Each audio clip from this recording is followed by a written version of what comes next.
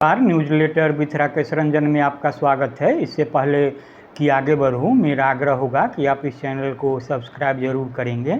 हाँ, देखने के बाद शेयर भी करेंगे और अपनी टिप्पणी करना नहीं भूलेंगे। तो आज बात बिहार की राजनीति की और हम के मुखिया जीतन राम मांझी के पुत्र संतोष मांझी के नीतीश मंत्रिमंडल से इस्तीफे के बाद उपजे राजनीतिक हालात की।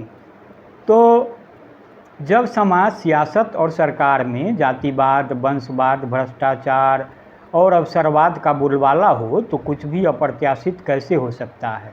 सियासत में सौदेबाजी भी अप्रत्याशित कहाँ है।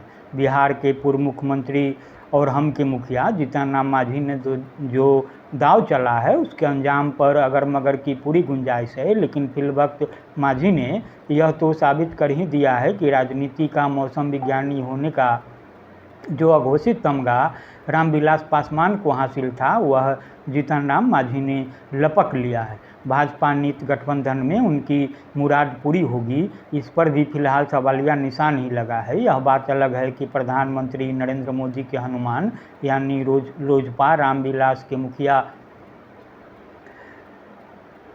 चिराग पासवान को जीतन राम मांझी का भय दिखाकर भाजपा जरूर आसानी से साध लेगी। चिराग पासवान रामविलास पासवान के पुत्र हैं। यह प्रथम दृष्टया भाजपा की रणनीतिक जीत कही जा सकती है, लेकिन यह भी छिपा नहीं है कि मांझी को भाव देने की बजाय हाथ झटककर नीतीश कुमार ने भी भाजपा की नाव पर उन्हें भेजकर चिराग से हिसाब चुकता करने की सधी कोशिश की है।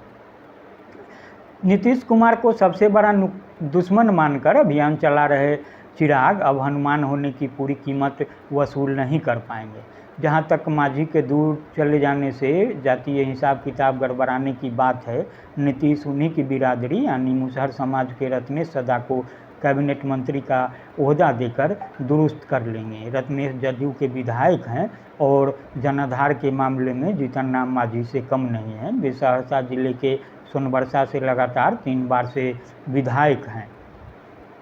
संस्कृत से उन्होंने आचार्य की डिग्री भी हासिल की है, तो यह भी कहने और सोचने की कोई सूरत नहीं है कि वे पढ़े लिखे कम हैं। रत्नेश सदा मुख्यमंत्री नीतीश कुमार के विश्वास पात्र भी रहे हैं। यह छिपा नहीं है कि जीतन राम मांझी राजनीति के चतुर सुजान खिलाड़ी हैं। सहयोगी दलों का भरोसा जीतने और मौका परस्ती में उन्हें महारत हासिल है। वक्त की नज़ाकत को भांपते हुए मांझी कब पाला बदल ले कहा नहीं जा सकता है।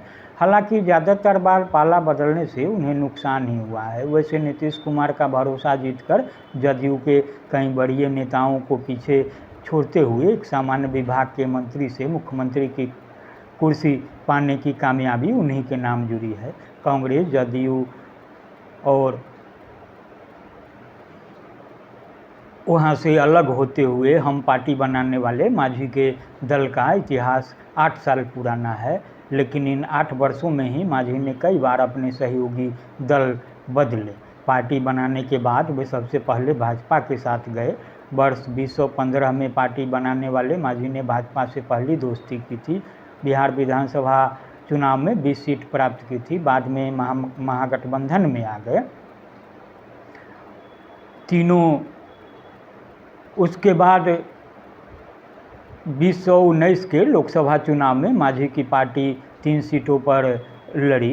तीनों प्रहार का सामना पड़ा। हालांकि महागठबंधन में होने का लाभ यह मिला कि अपने बेटे संतोष को राजद के सहयोग से विधान परिषद में भिजवा दिया। 2020 के विधानसभा चुनाव से पहले वे फिर से एनडीए के साथ आ गए। वर्ष 2022 के अगस्त में बिहार में फिर से राजनीतिक समीकरण बदला और राज्य में महागठबंधन की सरकार बनी। बेटे को मंत्री बनाए रखने की कोशिश में मांझी महागठबंधन के साथ ही बने रहे, लेकिन समय समय पर वे अपने बयानों से महागठबंधन को असहज भी करते रहे। हालांकि नीतीश के साथ ही जीने मरने की कस्में खाते रहने के बावजूद ऐसा वक्त आया कि शर्तें पूरी नहीं होने पर महागठबंधन को बाय बाय कर दिया। नीतीश कुमार को इस बात का संदेह पहले से था। उन्होंने पूर्णिया की रैली में कहा भी था कि आजकल जीतन राम मांझी पर भाजपा की नज़र है। भंडाफोड़ होने के बाद जीतन राम मांझी ने कहा था कि मैं अपनी मां की कसम खाकर कहता हूं कि नीतीश कुमार का साथ कभी नहीं छोड़ूंगा। बावजूद इसके उनके बेटे संतोष मांझी ने उस वक्त नीतीश मंत्रिमंडल से निकलने का निर्णय किया जब पटना में 23 जून को विपक्ष के सभी दिग्गज नेता नीतीश की न्योता पर भाजपा के खिलाफ एकाकी बाबत बैठक में आने वाले हैं। इससे भाजपा को नीतीश और महागठबंधन पर आक्रामक होने का मौका मिल गया है। पूर्व मंत्री शाहनवाज हुसैन ने कहा भी है कि नीतीश कुमार विपक्षी दलों को इकट्ठा करने के लिए 23 जून को बैठक कर रहे हैं। यहाँ खुद जो पहले से साथ हैं उनका साथ छोड़ रहे हैं। मांझी के इस्तीफे का मुख्य कारण मान सम्मान को बताया जाता है, जैसा कि उन्होंने बताया भी है।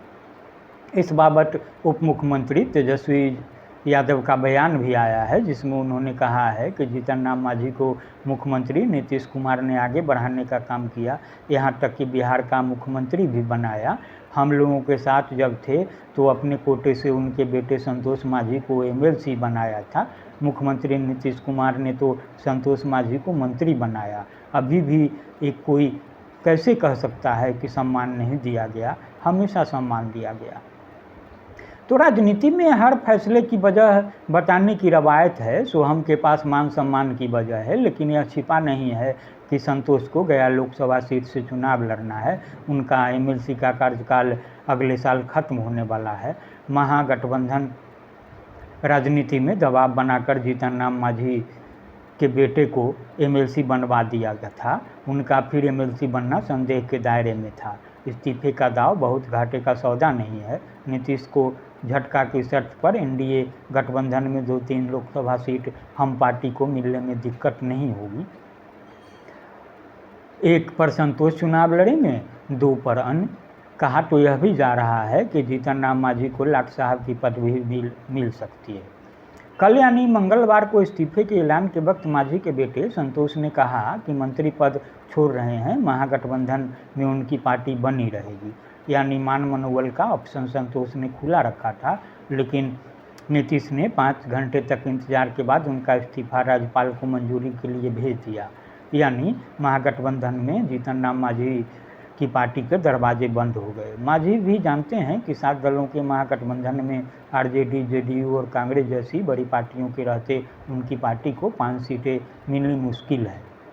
संभव है कि ऐसी मांग करते हुए उन्हें लगा हो कि 101 सीट तो पक्की रहेगी, 1-2 और इसी बहाने बढ़ जाए तो अच्छा रहेगा। सौदेबाजी के लिए उन्होंने तो यहाँ तक कह दिया था कि 5 सीटें नहीं मिले तो उनके पास दूसरे ऑप्शन भी हैं। दूसरे ऑप्शन की बात करते समय उनका इशारा जाहिरा तौर पर बीजेपी की ओर था। संतोष मांझी के इस्तीफे को नीतीश कुमार मंजूर नहीं करते या कुछ दिन रोक कर रखते तो मांझी का मन शायद बदल जाता, पर नीतीश शायद मांझी की नौटंकी से उब चुके थे या फिर उन्हें फीडबैक मिल चुका था कि मांझी को बीजेपी से अट्रैक्टिव ऑफर मिला है। बहरहाल अब देखना रोचक होगा कि मांझी की नैया किस घाट लगती है और उन्हें क्या हासिल होता है। तो आज बस इतना ही। नमस्कार।